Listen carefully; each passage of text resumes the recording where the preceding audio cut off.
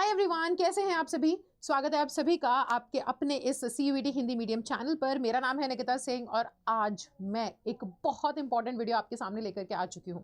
देख ही रहे हो उसको, CUET 2024 के लिए बेस्ट टिप्स कैसे कर सकते हैं हम CUET की तैयारी को और बेहतर।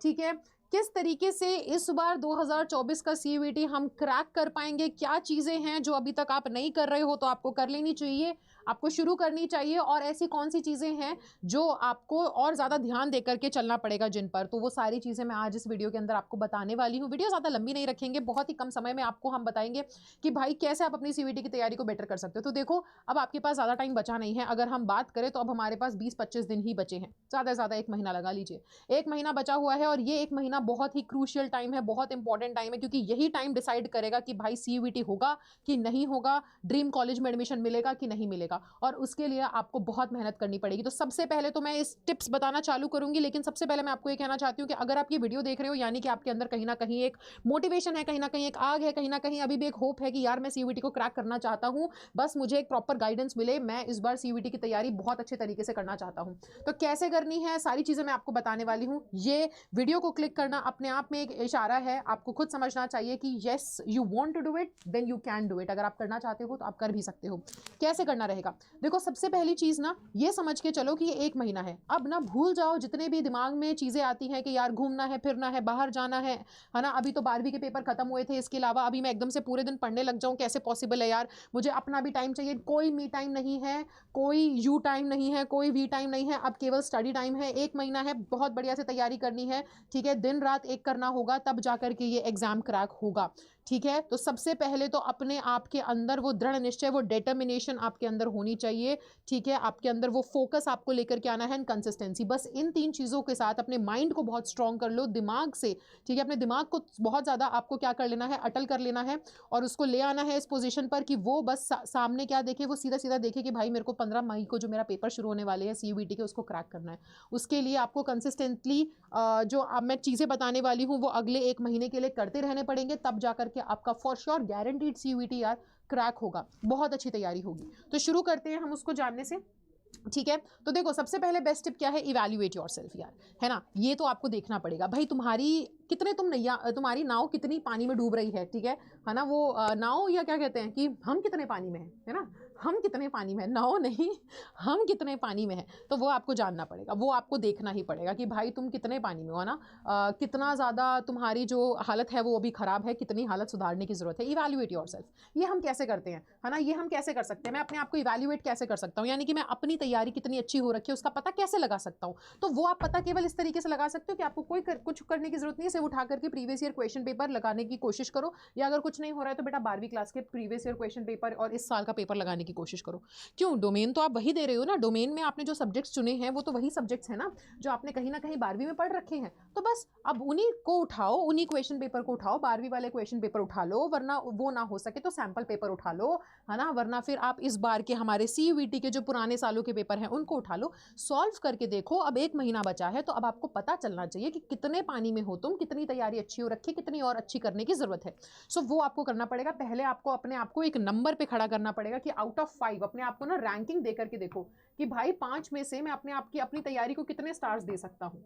ठीक है, और अगर आप यहां पर बोल रहे हो कि मैं 1 ही स्टार दे पा रहा हूं या 2 ही स्टार्स दे पा रहा हूं, मेरी अभी 5 में से 5 एकदम बढ़िया वाली तैयारी नहीं हुई है, तो उस तैयारी के लिए मुझे और क्या करना है। सबसे पहले अगर आपकी तैयारी अगर नहीं है अच्छी, ठीक है, तो आपको अपनी तैयारी और बेहतर करने के लिए टाइम मैनेज करके चलना पड़ेगा। आपको टाइम निकालना पड़ेगा ताकि आप कॉन्सेप्ट क्लैरिटी भी रख सको और साथ ही साथ आप उसमें, है ना, रिविजन और प्रैक्टिस को भी डाल सको। सो टाइम मैनेज करके चलो। अभी भूल जाओ कि बाहर जाना है, ये जाना है, फोन पे बातें करनी है, रील चलाना है, नहीं, कुछ नहीं, सिर्फ पढ़ाई करनी है 1 महीने के लिए।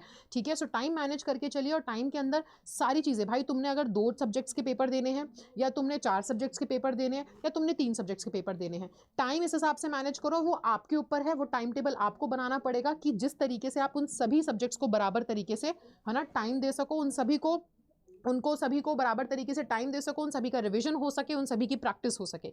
रिवीजन बहुत ज़रूरी है। कुछ भी नया पढ़ रहे हो कोई फ़र्क नहीं पड़ता, जब तक रिवीजन नहीं करोगे पुराना भूलते चले जाओगे। सो जो पुराना पढ़ चुके हो, जो 12वीं में पढ़ चुके हो, वो सारी चीज़ें रिवाइज करते रहो। टाइम टू टाइम रिवीजन होते रहना चाहिए, ठीक है। अगर आपने ऑलरेडी कोई चीज़ आज रिवाइज करी है, ज़रूरी नहीं है उसको कल दोबारा रिवाइज करो, 1-2 दिन के बाद फिर से रिवाइज कर लीजिएगा, लेकिन रिवीजन बहुत ज़रूरी है। तो आप अपना टाइम मैनेज इस तरीके से करें कि जितने भी सब्जेक्ट्स के पेपर दे रहे हो उन सभी सब्जेक्ट्स को बराबर टाइम दे सको, ठीक है। सभी सब्जेक्ट्स के लिए रिवीजन का टाइम निकाल सको, ठीक है, साथ ही साथ प्रैक्टिस का टाइम निकाल सको। अगली चीज़, आपको अपने डिस्ट्रैक्शन से दूर रहना पड़ेगा यार, ठीक है। ये जो फ़ोन हो गए, गर्लफ्रेंड बॉयफ्रेंड हो गए, दोस्त हो गए, ठीक है, दोस्त सबसे ज़्यादा होते हैं ना ऐसे, ठीक है, अफलातूनी के भैया ये क्या कहते हैं, अपना पढ़ लेते हैं और हमें डिस्ट्रैक्ट कर जाते हैं। तो चाहे तुम्हारा फ़ोन है, सबसे बड़ा आज के ज़माने में तो देखा जाए सबसे बड़ा डिस्ट्रैक्शन ही फ़ोन है भाई। ये दोस्त भी इसी उपकरण के ज़रिए फ़ोन करते हैं और है ना, बाहर घूमने चल रहे हैं बुला लेते हैं, या गर्लफ्रेंड बॉयफ्रेंड है वो भी इसी फ़ोन के ज़रिए कि अरे बाबू सोना, है ना, कि भाई बातें हो रही हैं, टाइम निकल गया पता नहीं चल रहा है, भाई तैयारी कर लो, ठीक है, कोई साथ नहीं देने वाला। ये दोस्त भी बढ़िया कॉलेज में निकल गए बेटा, अकेले रह जाओगे। या फिर ये जो तुम्हारे गर्लफ्रेंड बॉयफ्रेंड्स हैं ये भी अगर निकल गए ना, तो तुम्हें कोई नहीं पूछने वाला, तुम अकेले ही रह जाओगे। सो इसलिए डिस्ट्रैक्शन से दूर रहें, इस फ़ोन से दूर रहें। अगला अब जो 1 महीना है ना, ये मान करके चलो कि देखो मैं रियलिटी की बात कर रही हूँ, है ना, चाहे अब कोई इसमें शर्माए, खीखी करे, खेंगे करे या बोले कि हाँ मैम क्या बोल रहे हो, रियलिटी है, ऐसा ही होता है। अब अगले 1 महीने के लिए आपको बस इतना मान के चलना है कि जब मैं पढ़ने बैठा हूँ फ़ोन मेरे से दूर होना चाहिए। वो एक हल्की सी बत्ती जलती है ना फ़ोन में, नोटिफिकेशन ही आती है, वो नोटिफिकेशन ही हमारा ध्यान उधर की तरफ खींच देती है। तो ये फ़ोन को उठा करके रख दो भाई परे, ठीक है, दूसरे कमरे में होना चाहिए, फ़ोन साइलेंट में होना चाहिए, इसकी आवाज़ भी हमारे तक नहीं पहुंचनी चाहिए, बैठ करके पढ़ो, ठीक है। रिवॉर्ड सिस्टम रखो अपने पास कि अगर नहीं बैठा जा रहा है, लंबे समय तक नहीं बैठ पा रहे हो, 1 घंटा पढ़ना है, ये मान करके चलो कि 45 मिनट बैठूंगा, अगले 15 मिनट मैं फ़ोन चलाऊंगा, ठीक है, सिर्फ 15 मिनट। अपना एक स्ट्रिक्ट स्केड्यूल बनाओ यार, ठीक है, रिवॉर्ड रखो अपने लिए। तुम्हारा दिमाग अगर बार बार फ़ोन पे जा रहा है, बार बार कहीं और जा रहा है, तो बस इतना सोच के चलो कि अभी नहीं, अभी 1 घंटा अगर मेरे पास है, 45 मिनट सिर्फ और सिर्फ पढ़ाई करनी है, अगले 15 मिनट मैं फ़ोन चलाऊंगा, फिर उसके बाद 45 मिनट पढ़ूंगा, फिर मैं फ़ोन चलाऊंगा। इस तरीके से चलो, ठीक है, ताकि आपका दिमाग भी समझे कि हाँ यार अभी 45 मिनट पढ़ लेते हैं, फिर 15 मिनट फ़ोन चलाने को मिलेगा, जिसका फ़ोन आया है, जिसका मैसेज आया, उस 15 मिनट में रिप्लाई करूंगा। तो दिमाग भी उस वक्त क्या होगा, मोटिवेटेड होगा,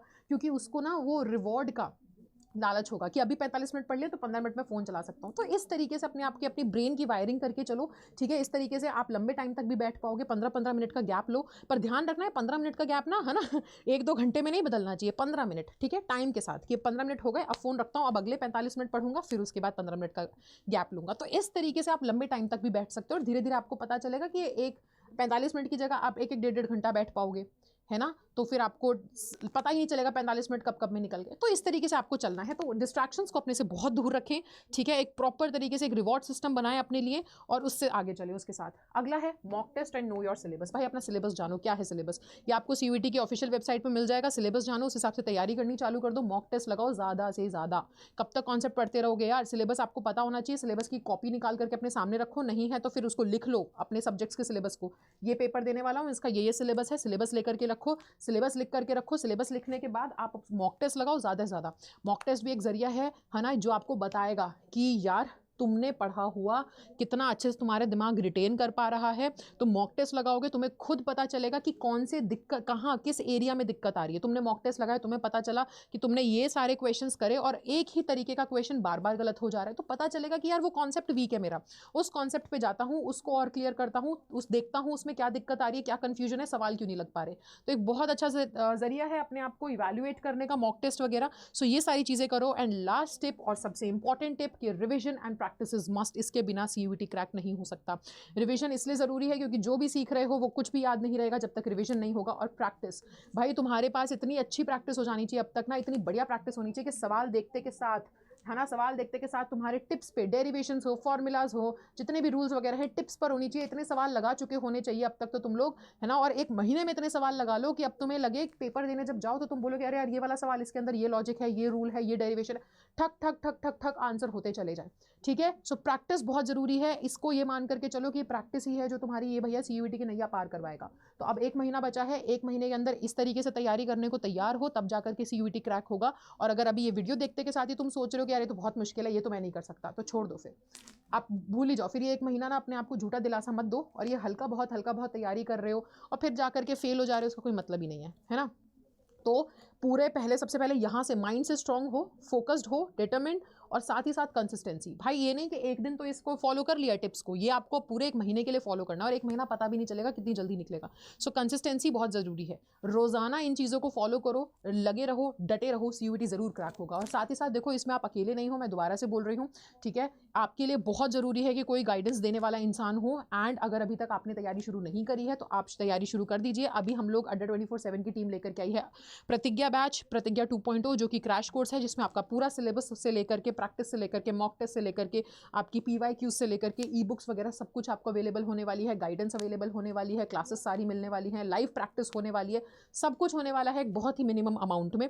तो अभी भी अगर तुम बैठ करके भटक रहे हो तो बेटा कुछ नहीं हो पाएगा, ठीक है। थोड़ा सा जागो, समझो, किताबें खरीद करके घर पे ढेर लगाने से कुछ नहीं होने वाला। वो किताबों में दिया गया मटेरियल, दिया गया कंटेंट आपको कोई समझाने वाला होना चाहिए। उस किताब में क्या पढ़ना है, क्या नहीं पढ़ना है, क्या ज़रूरी है, वो बताने वाला कोई होना चाहिए। किताबों में पैसे फूकने से बढ़िया है कि आप प्रतिज्ञा 2.0 हमारे क्रैश कोर्स में ज्वाइन हुई है, ठीक है। कैसे ज्वाइन होना है वो भी मैं बताती हूँ, लेकिन कम से कम उतने ही रकम, जितनी आप किताबों में पैसे दे रहे हैं उतनी ही रकम लगेगी, और उससे आपको ज़्यादा बेटर रिजल्ट मिलेगा, ठीक है, क्योंकि वहाँ पे आपको ज़्यादा चीज़ें मिल रही हैं, केवल किताबें नहीं, किताबों से ज़्यादा चीज़ें मिल रही हैं।